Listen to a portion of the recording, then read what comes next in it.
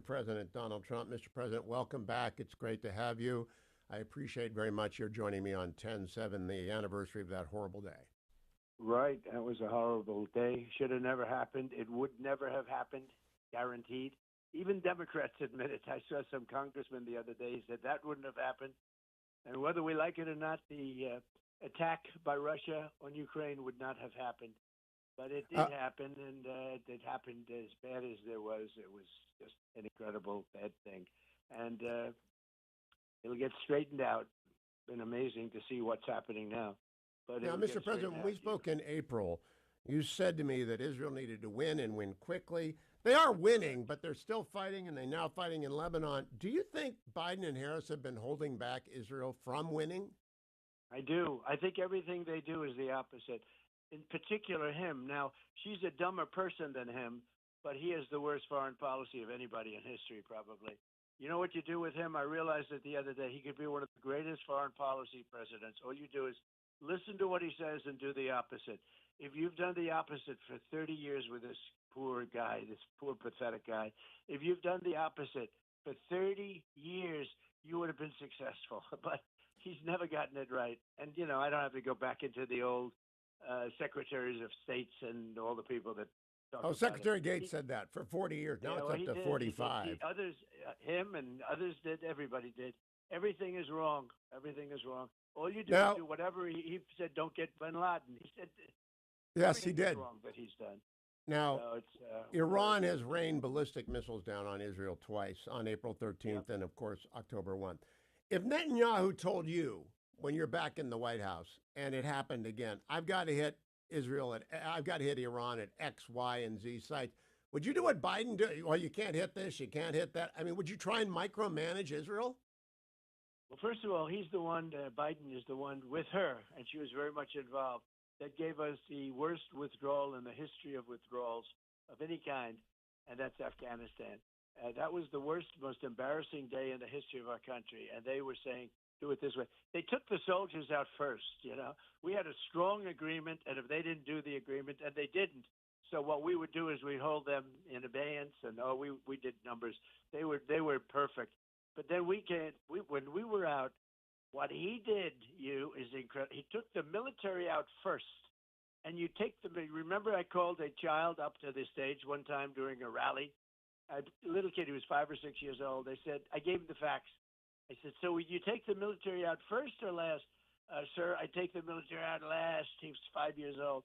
They moved his stupid Millie, who was a dumb guy. He was the one that says, let's leave all the equipment, all that beautiful brand new military. Let's leave it in Afghanistan. We're going to leave it in Afghanistan so that they have $85 billion worth of equipment. He was a dumb guy. I knew that early on. I knew that.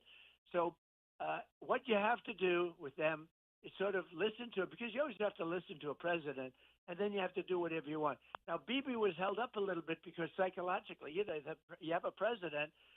He probably maybe would have been further along, but he's pretty far along. He's not listening at all. You know, they don't even speak. Yeah. Well, I right now Biden is talking through the media. Don't hit the oil refinery. Don't hit the nuclear sites. Do you think that's wise, or would you tell Netanyahu to do what he needs? Did you ever hear of anyone say, "Don't hit the meat"? He's going, "Don't hit the nuclear." They asked him the other day, would you hit? Well, I don't think you should hit the nuclear. I thought it was the opposite. Okay, I sort of thought it was the opposite.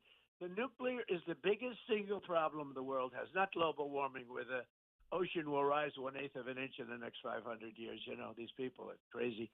The biggest problem we have is nuclear warming, not global warming. And the nuclear people can't have the nuclear. The nuclear is the power. You know, I rebuilt our entire nuclear force, and our nuclear is the best in the world, and Russia's right behind us. But you know what? I'll tell you, you never want to use it. If you have to use it, it's obliteration. It's a dangerous thing, and Iran is very close to getting it. They would have never had it with me. I would have had a deal a long time ago, because they were bust. They were totally bust. They were ready to make a deal. They would have made a deal, and these guys didn't do anything. I mean, we did. When you think of what we did, the Abraham Accords, Golan Heights, we did so much. There's never been a president that was so good to Israel or the Jewish people. I agree with that. Ambassador Friedman was on last week, and we talked about all that. Let's talk about Iran. I saw Doug Burgum come back from Israel, and the governor went on Fox News, and he said the appeasers, the Biden-Harris appeasers, have taken it so that Hamas got $100 million from Iran in the last year of your presidency, and they're getting $350 million to the military wing of Hamas the year before 10/7. Do you think the American people put that together, that they were broke and out of money and barely able to support their proxies under you, and now they're flush?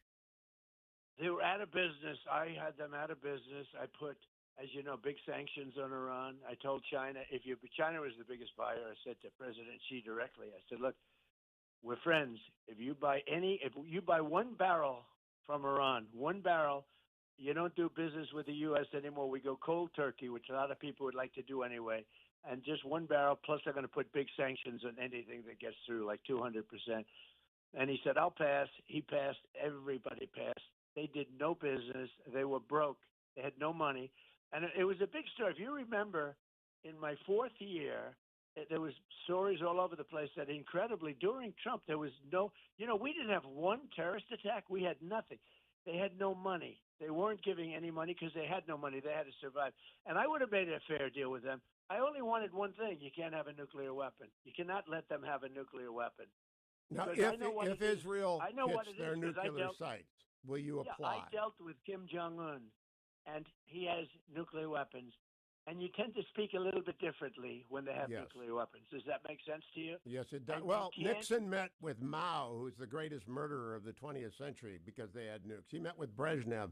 I noticed you didn't meet with Khamenei, and he did not have nukes. Can they be allowed to have nukes?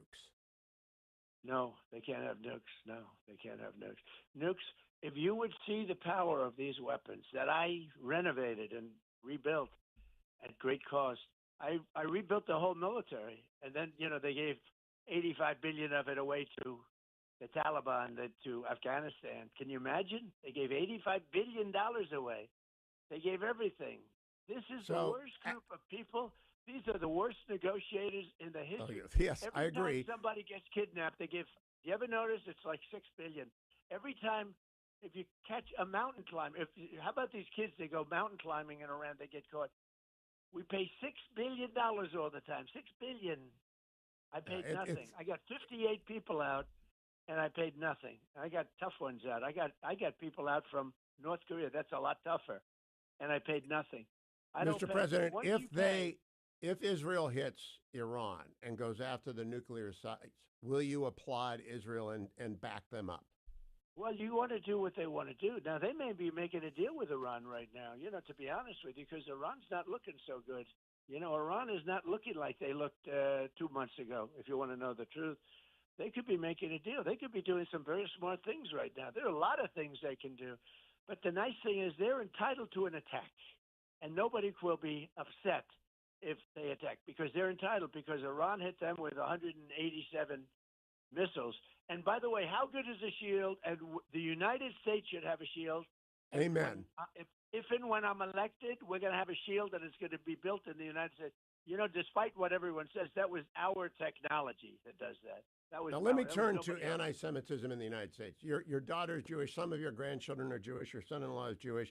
Jewish students are not safe on many American campuses. Your alma mater, my alma mater. Biden and Harris have ignored this. I mean, they really have ignored it. If you're president, will you send the DOJ to those campuses, the Office of Civil Rights from the Department of Education, to enforce the law? 100%. I mean, the law is being broken, 100%. You wouldn't think you even have this. Did you ever think 2 years ago, 3 years ago, that you'd ever have this discussion? No, it's unbelievable what's happening. And when you see these riots, and you see a lot of people too, but a lot of the people a lot of those people are Jewish people. You know that they're Jewish kids. Oh yeah, there are some outliers, but mostly Jewish students are afraid to be overt on places like Harvard and Penn. That are afraid. Yes, that's true, and they should be afraid. I've never thought I would see this in my life with the campus riots and what they're saying and what they're doing, and they have to put them down quickly. They really have to put them down quickly. They need federal help though, and that's the Department of Justice. They need a Department of Justice that will prosecute these people that assault Jewish kids. Because assault that's real. That's not a protest. Sure. That's not the First Amendment assault. That's real. That's real. And they're being assaulted. let me ask you: did you ever think you were going to see this? I mean, I thought this was like semi-ancient stuff, from No, we 70 had years ago, demonstrations in from the 80 70s years and ago. the 80s, but Did you nothing like this. think you were going to see this again? No, no. Pretty Mr. incredible President, to you're a watch. developer, so I want to talk to you about Gaza. I worked with land use developers for 35 years when I was actively Right. practicing law. You know how to build things. Gaza is in ruins. Could Gaza be Monaco if it was rebuilt the right way? Could someone make Gaza into something that all the Palestinian people would be proud of, would want to live in, would benefit them? It could be better than Monaco. It has the best location in the Middle East, the best water, the best everything. It is the best. I've said it for years. When I've been there, and it's rough. It's a rough place before all of the attacks and before Right. back and forth. What's happened over the last couple of years, and I said, "Wow, look at this." I mean, they'd have the back of a plant facing the ocean. They'd have. There was no ocean as far as that was concerned. They never took advantage of it. As a developer, it could be the most beautiful place. The weather, the water, the whole thing, the climate. It could be so beautiful. It could be the best thing in the Middle East, but it could be one of the best places in the world. And there are other civilizations. I don't know if you know this. It's crazy, but that's been a rough neighborhood. That's been a rough place. Underneath that are two other civilizations where they were wiped out and they started over and they build on top. It's amazing. I mean, do you think your been partners? a very contentious area for a long time. I can tell you that. Can you get the Abraham Accords going again and get your partners like UAE, Bahrain, and possibly Saudi to help you, and Egypt to help you in Gaza if you're president again, to rebuild it the right way and get rid of the fanatics? Yeah, so I'll tell you, I think not only the Abraham Accords, the Abraham Accords is one of the great things that's ever happened in the Middle East. That should be loaded up with everybody right now. And, I made the statement the other day. People said, oh, I would have gotten, in my opinion, 50-50 chance, maybe more than that. Iran would have been in the Abraham Accords. They wanted to make a deal so bad until we had that phony election. They wanted to make a deal so bad that it was and Biden missed the opportunity. Now, then he pours money down their throat, gives them billions and billions, hundreds of billions of dollars, takes the sanctions off. They wanted to make a deal so badly. I would have had everybody, and I believe I would have had Iran. You would have had real peace in the Middle East. Well, that would have stunned me because I think they're fanatics and you can't deal with them. But let me tell some of my affiliates, we're going to a break here. You could have dealt with them when they had no money. I'll tell you. You're right. You could have dealt with them when now, they let had me no ask money. you, Mr. President, about the other side of the world, about China. In the two debates, your debate on ABC and the J.D. Vance's debate on NBC, the name Xi Jinping was not brought up. Are those networks compromised by their need of the China market to be open to them? Well, they don't bring them up because Biden is compromised by China. He gets a lot of money from China, or he got a lot of money from China, tremendous amount of money, and he's totally compromised. And with China, what he's done with China is amazing. Now, my tariffs that they left, you notice they left my tariffs? You know why? Because they make so much money, and they hold China back from taking our steel industry and other things. We had tariffs on steel. They've left almost all my tariffs. They would love to get rid of them, but tariffs to me is a beautiful word. And I'm not going to. You're not arguing it. I stopped wars with tariffs. Yeah, I had no wars at all, other than I finished off ISIS. The nice part, I got rid of ISIS, and nobody thought they could do that. The ISIS was supposed to take 5 years to get rid of. I got rid of it in a month. We have great military. Let me tell you, we have great generals, not the guys you see on television. That's Milley and Madison, these guys. They are terrible. They're just like fronts. But we have great generals, and we have great soldiers. And they're not woke. Don't think that you could put them in a woke machine for 2 years and they'd come out, they wouldn't be woke. They're not. These are not woke people. They can't be woke people mentally. But there's a recruitment crisis, Mr. President. The only people that made their number were the Marines. Can you fix that? It's very easy to fix. They're ashamed of our military. They don't want to be in our military. They did. The whole mandate thing was a disaster for the military. The mandate where they insisted everybody do this and that. That was a disaster for our military. And I met people over the last couple of days. They left the military because of the mandate was a disaster for us. Our military will be fine once you have a president that's intelligent. Okay? All right, now, Mr. President, I want to go back to Xi Jinping. So you understand, these people are not intelligent people that are running our country. But President Xi is extremely intelligent. You know, when I say that, the press goes, "Oh, he called him intelligent." Yeah, he runs 1.4 billion people. He's not, and he runs it with an iron fist. These are very smart people. They're at the top of their game, the leaders of the country. And we have two people that are mentally deficient. Yeah, you know, you and I have a friend in common in Richard Nixon, and he went and saw Mao, and he went and saw Brezhnev. He met with everyone. He didn't agree with everyone, but he met with everyone. What do you think Kamala Harris would do in a meeting with Xi Jinping or Putin or Kim Jong-un? Well, it wouldn't be her. She's just a front. There are some vicious communists and vicious fascists and Marxists that are involved in our country. Let me tell you, we have the enemy from within. The enemy from within are bad people in our government, and you see them on occasion. And what about Nancy Pelosi? She owns a lot of Visa stock. They sue Visa, the Department of Justice, or Injustice as I call it, sues Visa and viciously, a big suit. But she sold the stock the day, she had it for years. She sold the stock the day before the lawsuit. Nothing happens to her, and it's hardly a story. She got out. But these are bad people. She's a bad person. I call her Crazy Nancy. She's crazy as a bedbug. When you see Kamala Harris, though, go on air and say, "I'm going to build 3 million houses," I know how to build houses and what goes into it. The EPA, the Army Corps of Engineers, the U.S. Fish and Wildlife Service, the state, the local. You develop all over the world. Does she have any idea what the government can't build 3 million houses. No, they can't build a Lego set. She's nuts, okay? She's nuts. She's worse than him. Now, he's out of it, and he's been out of it for a long time, and I knew that. I used to talk about that with you, and people said, Yes, you did. Talking about? He was out of it, and he was exposed in the debate.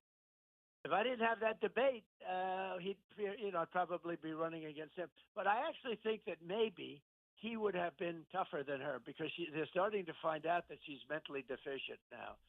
And people don't want to have another 4 years of a mentally deficient person. Well, she also wants to give $25,000 to new home builders. That'll just drive up the price of houses. That's and then she drive says the prices up. Yeah, your price is going to be $100,000 more now. No. Everything they want to do is wrong. First of all, you have to let the private sector do it. You just have to let them. She wants to go into government housing. She wants to go into government feeding. She wants to feed people. She wants to feed people governmentally. She wants to go into a communist party type system. When you look at the things that she proposes, they're so far off. She has no clue. How about allowing people to come through an open border, 13,000 of which were murderers? Many of them murdered far more than one person, and they're now happily living in the United States. You know, now a murderer, I believe this, it's in their genes, and we got a lot of bad genes in our country right now. They had 425,000 people come into our country that shouldn't be here, that are criminals. And you know, one of the worst stats, 325,000 young children are missing. Can you imagine? It's astonishing what has happened. No, I can't believe anyone's going to vote for them. Now I want to turn to the campaign, and then I want to turn to Jack Smith. On the campaign, Mr. President, it appears to me that you're going to win Michigan, Michigan has the largest Arab American population in the country. Got a large Jewish American population as well. You're winning both groups. It's like the Arab American Institute said you're tied 42-41 with Kamala Harris among Arab Americans. How can that be? Why are they voting for you and Jewish Americans in greater numbers than ever before? Because I want to see everything get worked out. I want peace. I don't want to see people killed. I want peace. And they know that, and the Jewish people know that. And both sides like it, and they know I can get peace. I'll get it, just like I did. We had no wars with Trump. You know, there were no wars with Trump. People don't realize it. I took over ISIS, and I decimated ISIS. They were gone in 1 month. It was supposed to take 5 years, according to Mattis. It was supposed to take 5 years. I went over to Iraq, and I worked with some real generals, General Raisin Kane. I had some real generals over there. Lucky I went over there. You get out of Washington, it's actually very good. We have great military. Our military is great. Don't let anyone tell you. It needs help. I rebuilt it, but now we have to do more because they gave so much of it away. You know, they gave so much of it away. We need Brand so new many tanks, submarines. We brand new need so many planes. ships. Let me close here, Mr. President. I want to wrap up by 9. The chief legal analyst for CNN is a leftist, liberal, Ellie Honig, former assistant United States attorney for New York, Harvard Law, chief legal analyst for CNN. I want to quote him. The larger, if less obvious headline is that Jack Smith has essentially abandoned any pretense. He'll bend any rule, switch up any practice, so long as he gets to chip away at Trump's electoral prospects. At this point, there's simply no defending Smith's conduct on any sort of principled or institutional basis. I agree 1,000% with it. It's an unconstitutional appointment, as the judge in Florida ruled, but he's trying to influence the election. Do you think anyone notices? And the judges, too, because the judge should have never let that come out. It was all nonsense anyway. It's just like the other one. Remember the Florida case? They said, that's the biggest case, the biggest case. I won it in totality. It's done. That was the biggest case. I'm winning these things all over. It's pure election interference. Here's the only thing good about it.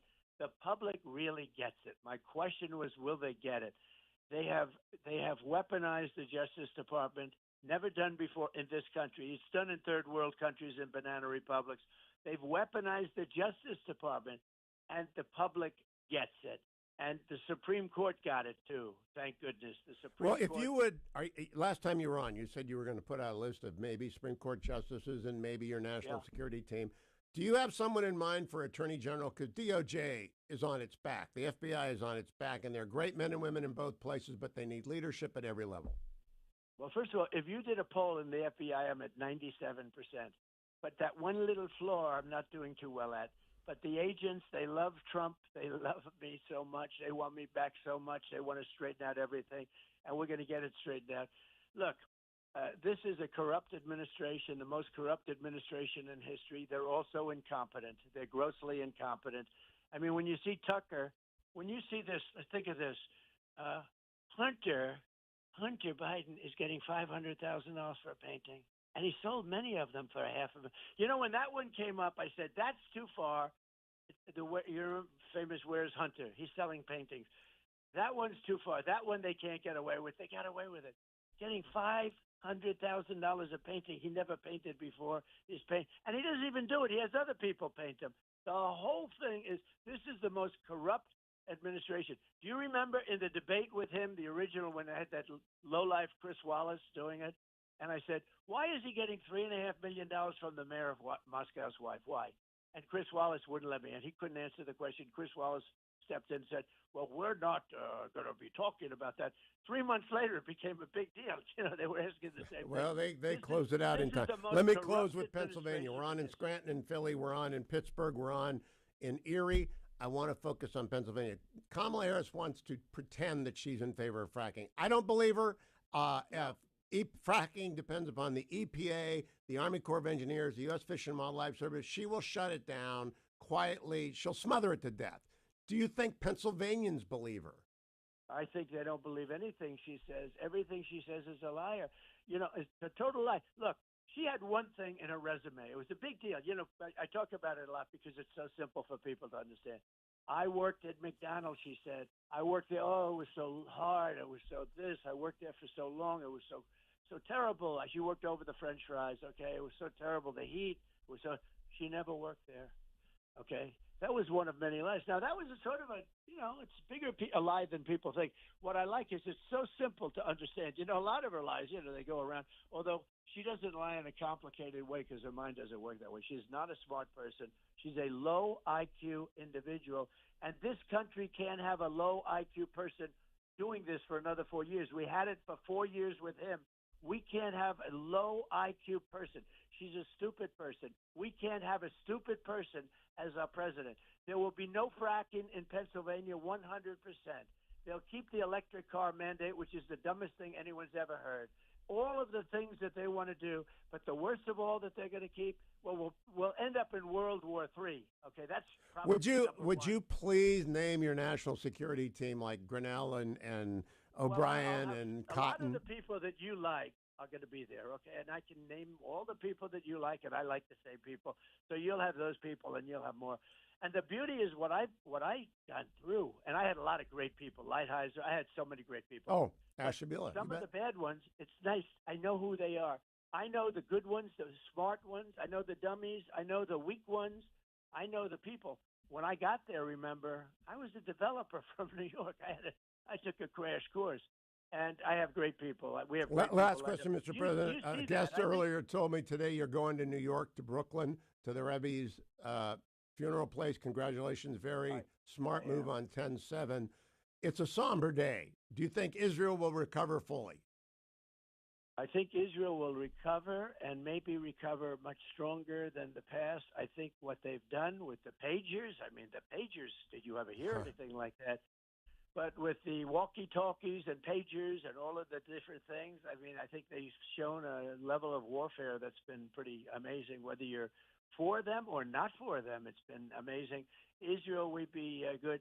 I think Israel has to do one thing. They have to get smart about Trump, because they don't back me. I did more for Israel than anybody. I did more for the Jewish people than anybody.